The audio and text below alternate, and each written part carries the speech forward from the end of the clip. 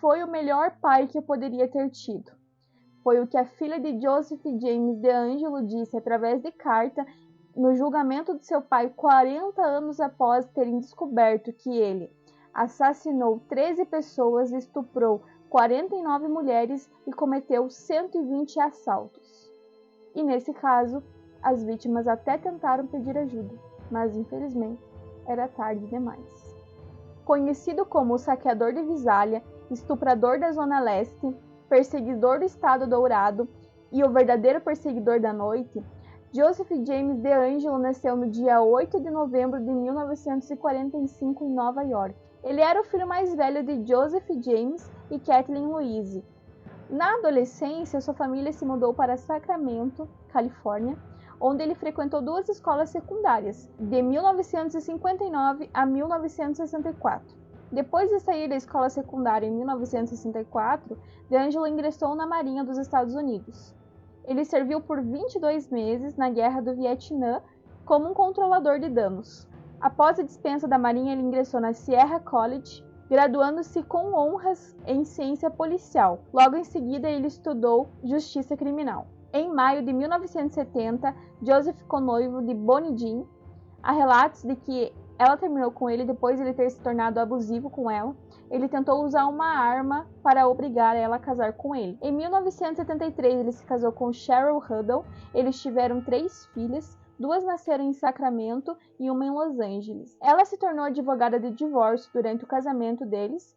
Eles se separaram em 1991, mas ela só pediu o divórcio em 2018. De 73 a 76, DeAngelo foi policial na unidade de roubo de Exeter City. Aproximadamente no mesmo período, ele embarcou numa onda de roubos e rondas em uma cidade vizinha, e ele foi conhecido nessa época como saqueador de Visália. Ele acabou investigando os próprios crimes quando ele foi promovido a sargento encarregado do programa Ataque Conjunto ao Roubo do Departamento de Polícia de Exeter. Como o saqueador de Visália, ele invadia as residências após fazer as suas rondas nos bairros, ele destruía o interior das casas e ele saqueava apenas objetos pessoais, que aparentemente não continham muito valor, e ele ignorava os itens valiosos que tinha pela frente. Parte do seu modus operandi era colocar pratos contra maçanetas, garrafas, qualquer coisa que fizesse barulho, como itens de advertência. Essa técnica depois ele readaptou durante os seus estupros e também os seus crimes mais graves. Seu primeiro crime relatado foi em 1974, mas presume-se que ele possa ter começado em meados de 68 e 69. Em 1975, ao tentar sequestrar a Beth Snelling, ele acabou matando o pai dela, o Claude Snelling, que ele era professor de jornalismo, era uma pessoa muito querida pela comunidade. Ele foi pego em flagrante, o pai dela tentou reagir e ele, infelizmente, acabou fazendo sua primeira vítima. A última atividade dele, conhecida como o saqueador de Visália, foi no dia 12 de dezembro de 1975, quando ele estava prestes a cometer um crime e ele foi pego em flagrante por um detetive local. Ele fingiu que estava rendido e quando o detetive menos esperou, ele sacou uma arma, atirou contra a lanterna dele. DeAngelo mudou-se para Sacramento em 1976, onde os seus crimes passaram de roubo para estupro. Os crimes inicialmente se concentraram nas áreas com baixa população do leste de Sacramento. Seu modus operandi inicial era perseguir bairros de classe média à noite em busca de mulheres que estivessem sozinhas em casa, geralmente perto de alguma escola, riacho, trilha ou outro espaço aberto que proporcionasse uma fuga rápida. A maioria das vítimas tinha visto ou ouvido algum barulho do invasor na sua propriedade dias antes do crime.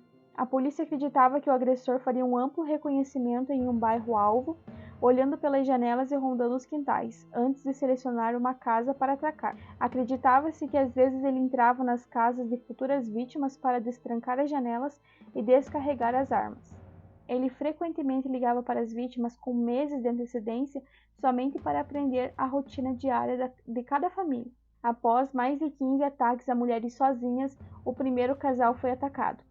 Em 17 de maio, o condado de Sacramento entrou em estado de pânico depois que o estuprador da área leste ameaçou matar suas próximas 2 vítimas. Como resultado, as patrulhas do xerife foram aumentadas e até os civis formaram suas próprias patrulhas. Acredita-se que essa mudança no modo de operação seja um resultado direto de relatos na mídia alegando que ele só atacava mulheres sozinhas. As vítimas eram amarradas com cadarços, depois de vendadas e amordaçadas com toalhas que ele rasgava em tiras. A vítima feminina geralmente era forçada a amarrar seu companheiro antes de ser amarrada. Quando era casal, ele separava os dois, colocava o homem de barriga para baixo, colocava pratos em cima do homem e falava que se ele ouvisse algum barulho dele tentando se soltar, ele ia matar todo mundo que estava na casa. Ele tinha esse método como uma segurança. Ele colocava a mulher na sala e a estuprava repetidamente. Em alguns dos estupros, as vítimas relataram que ele falava "Eu te odeio, Bonnie". Bonnie era a noiva que deixou ele por ele ser abusivo.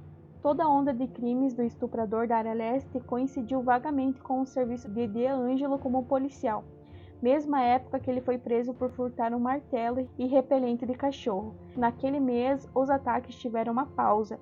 Ele foi condenado a 6 meses em liberdade condicional e acabou demitido. O hiato do perseguidor noturno de 1981 a 1986 coincidiu com o nascimento da primeira filha de Joseph, em 1981. Sua segunda filha nasceu em 1986. DeAngelo e sua família na época moravam em Long Beach. De 1990 até a sua aposentadoria em 2017, ele trabalhou como mecânico de caminhões em um centro de distribuição de supermercado. Ele foi preso em 1996 por causa de um incidente de explosão em um posto de gasolina, mas a acusação foi arquivada. Antes de conectar oficialmente o perseguidor noturno original ao estuprador da Zona Leste, alguns oficiais procuraram vincular os casos que aconteceram nas cidades vizinhas também. Os links foram principalmente devido à semelhança nos crimes.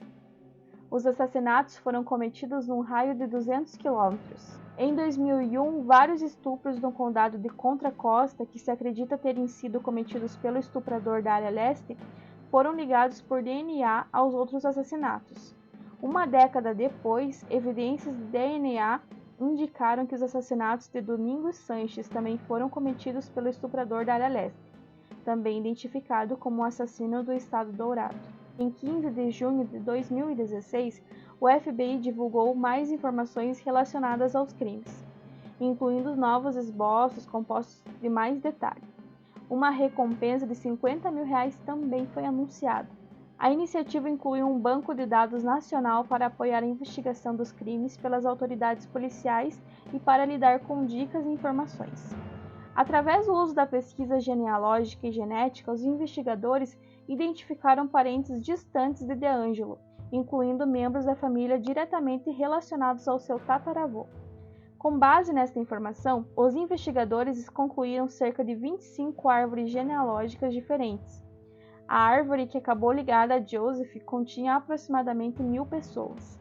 Ao longo de alguns meses, os investigadores anunciaram outras pistas como idade, sexo e local de residência. A identificação de Joseph começou em dezembro de 2017, quando os oficiais carregaram o perfil de DNA do assassino de uma série de estupros do condado de Ventura para o site usado pelos cientistas na coleta de dados genéticos. O site identificou de 10 a 20 pessoas que tinham os mesmos tataravós do assassino do Estado Dourado. Uma equipe de investigadores usou os dados para construir uma grande árvore genealógica. Desta árvore, eles estabeleceram 2 suspeitos. Um foi descartado pelo teste de DNA e o outro foi o DeAngelo, que era o principal suspeito. No dia 18 de abril de 2018, uma amostra de DNA de DeAngelo foi coletada clandestinamente através da maçaneta do seu carro. Ambos foram combinados com amostras associadas a crimes do assassino do Estado Dourado. Desde a prisão de DeAngelo, alguns comentaristas levantaram preocupações sobre a ética do uso secundário de informações pessoalmente identificáveis. Em 24 de abril de 2018, ele foi preso. Joseph James DeAngelo matou cerca de 13 pessoas, estuprou 49 mulheres e cometeu 120 assaltos. Além disso, ele foi acusado de 3 tentativas de homicídio, 7 tentativas de estupro, um espancamento e uma tentativa de sequestro. Devido à sua história na polícia, ele sabia exatamente como esconder as evidências. Foi um dos principais motivos para terem descoberto o crime depois de tanto tempo, mas felizmente ele não foi páreo para o avanço tecnológico nas investigações. DeAngelo fez uma espécie de confissão quando estava na sala de interrogatório, se referindo a uma personalidade chamada Jerry. De acordo com o promotor do condado de Sacramento, durante o interrogatório ele falou para a polícia: "Não tive forças para empurrá-lo. Ele me obrigou, ele foi comigo, foi como na minha cabeça, quer dizer, ele é uma parte de mim. Eu não quero fazer essas coisas. Empurrei Jerry para fora e tive uma vida feliz. Fiz todas essas coisas, destruí todas as vidas, então agora eu tenho que pagar o preço." Em 21 de agosto de 2020, DeAngelo recebeu várias sentenças consecutivas de prisão perpétua sem possibilidade de liberdade condicional. Durante o julgamento, ele fez um pedido de desculpa depois de ouvir por vários dias as declarações impactantes das famílias e familiares. Joseph disse: "Ouvi todas as suas declarações, cada uma delas, e realmente sinto muito por todos que eu magoei." DeAngelo cometeu a maioria desses crimes enquanto ele estava casado e criava sua família. Eles não faziam ideia do monstro que ele era. Sua filha mais velha acredita até hoje que ele era o pai perfeito. Foi por isso que ela escreveu uma carta de 38 páginas que foi lida durante o julgamento, falando sobre o quanto ele era um pai incrível e sobre o quanto ele tinha uma outra versão além dessa que a mídia estava falando. Em um trecho da carta estava escrito: "Ele foi o melhor pai que eu poderia ter tido." Apesar de ele ser um policial e ter táticas para o crime perfeito, é muito claro que ele tem uma inteligência acima da média. Ele não foi somente uma pessoa que se escondeu por 40 anos. Foi uma pessoa que não deixou vestígios que pudessem ser investigados naquela época, apesar de tanto terem procurado ele, porque ele cometeu uma série de crimes gravíssimos. Isso é preocupante porque a gente pensa quantas pessoas mais podem ter que cometeram esses crimes e até hoje ninguém ficou sabendo. Foi uma história que me chocou muito, e também pelo fato dele ter destruído a família dele. E nesse caso, as vítimas até tentaram pedir ajuda, mas era tarde demais.